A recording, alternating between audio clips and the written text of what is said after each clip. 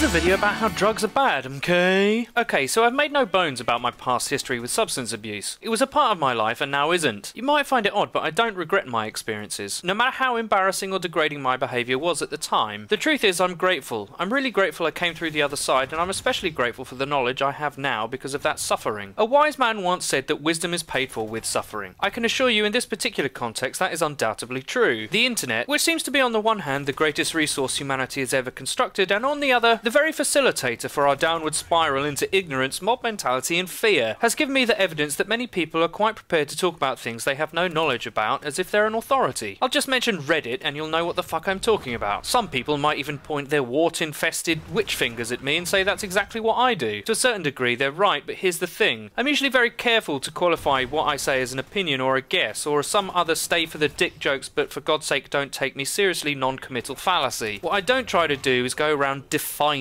things. Some people seem a bit partial to the random ill-informed defining of things. I always have in the back of my mind an opinion that these are the same people who volunteer to be police officers, you know, the kind of people who think that being a professional fascist is exactly what this world needs. More people to tell other people what to do or think. Well, I say to you, Internet Morality Police, fuck off. If I meant what I said to be taken literally, I would have chosen a more professional forum than a YouTube gaming video. All of which is a bit off topic, but relevant nonetheless. So where was I? Oh yeah, drugs. No, it's not short-term memory loss. I'll leave the science of why drug addiction and dependency occur to those who actually study it, as should anybody with bullshit anecdotal evidence of how they knew this one guy who took acid thought he could fly and jumped off a roof. I'm channeling Cole Pilkington when I say bullshit to that. That's not what that drug does anyway. It doesn't convince you have superpowers for fuck's sake. Well, maybe a little. It can convince you trying to be funny is a good idea. Moving on. Misinformation is worse than no information, and that's the problem with the internet. Drugs are very dangerous, but so is driving a car at F1 speeds around an intentionally difficult circuit. Some wisdom is only found right at the very edge, hence why it's attractive. I'm not condoning drug use by any means, but I understand it because of where I've been and what I've experienced. I'll put it this way. I'm much happier now that I'm clean, but the lessons I've learned will stay with me forever.